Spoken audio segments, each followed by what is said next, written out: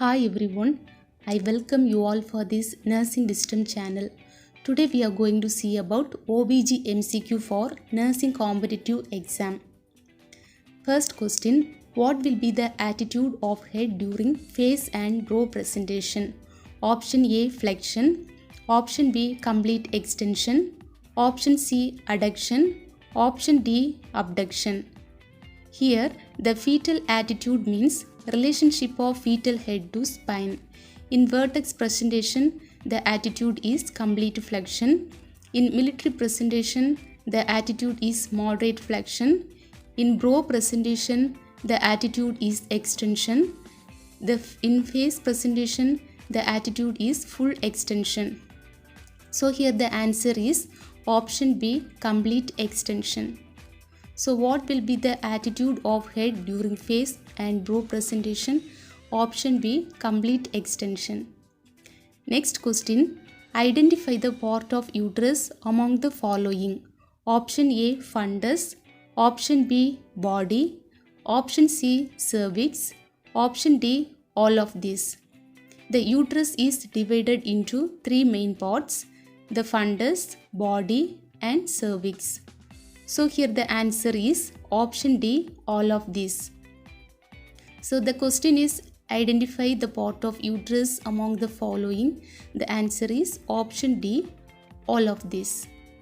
Next question, which of the following vaccine is contraindicated in pregnancy? Option A, measles. Option B, rubella. Option C, varicella. Option D, all of these. Vaccines contraindicated during pregnancy include smallpox, measles, mumps, rubella and varicella. So here the answer is option D, all of these. Which of the following vaccine is contraindicated in pregnancy? Option D, all of these. Next question, which drug is given to prevent HIV transmission from mother to child? Option A, nevirapine. Option B, lamivudine. Option C, stavudine. Option D, abacavir. Nevirapine is the drug of choice to prevent transmission of HIV from mother to child. Nevirapine belongs to NNRTI group, that means non-nucleoside reverse transcriptase inhibitors. So here the answer is option A, nevirapine. Which drug is given to prevent HIV transmission from mother to child? Option A, nevirapine. Next question, which of the following is the method of termination of pregnancy in the second trimester? That means 13 to 20 weeks. Option A, oxytocin infusion. Option B, methotrexate. Option C, vacuum aspiration. Option D, mifepristone. Methods of pregnancy termination in second trimester includes oxytocin infusion, dilatation and curettage, dilatation and evacuation. Methods of pregnancy termination in first trimester includes methotrexate, mifepristone, vacuum aspiration. So here the answer is option A, oxytocin infusion. So which of the following is the method of termination of pregnancy in the second trimester? Option A, oxytocin infusion. Next question, which among the following is not a feature of false labor pain? Option A, continuous and unrelated with hardening of uterus. Option B, no effects on dilatation of cervix. Option C, relieved by enema. Option D, formation of bag of waters. Here we will see the characteristics of false labor pain and true labor pain. False labor pain, contraction or unpredictable, irregular, vary in length and intensity, unrelated to hardening of the uterus. Contractions are mainly felt in the lower abdomen, relieved by enema. There is no formation of bag of water or blood tissue. In true labor pain, the contraction are regular and in short interval, increase in intensity and last longer. Contractions are felt in lower abdomen and back. Pain will persist irrespective of what we do and formation of bag of water and blood tissue. So here the answer is option D, formation of bag of waters. Which among the following is not a feature of false labor pain? The answer is option D, formation of bag of waters. Next question, inflammation of the fallopian tubes. Option A, endometritis. Option B, vaginitis. Option C, cervicitis. Option D, salpingitis. Here, endometritis means the inflammation of endometrial layer of uterus. Vaginitis means the inflammation of vagina.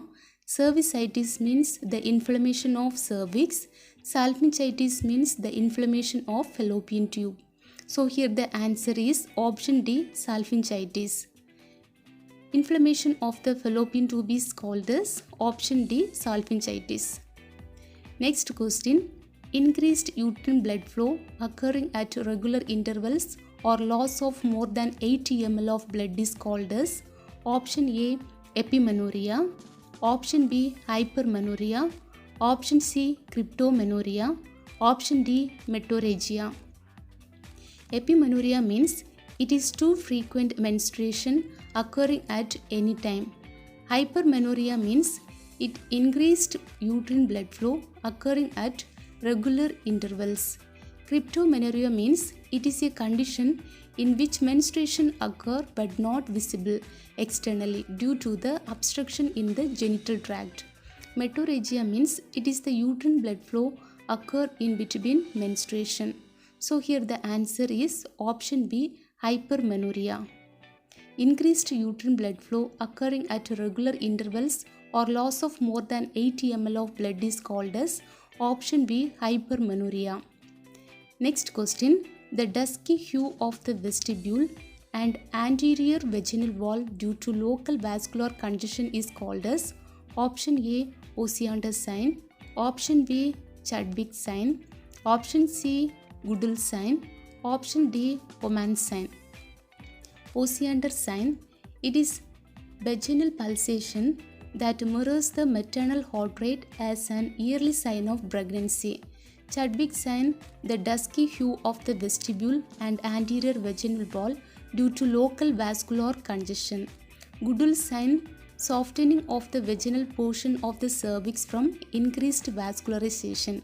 Homan sign, it is discomfort behind the knee on forced dorsiflexion of the foot, which indicate deep vein thrombosis. So here the answer is option B, Chadwick sign. The dusky hue of the vestibule and anterior vaginal wall due to local vascular congestion is called as option B, Chadwick sign.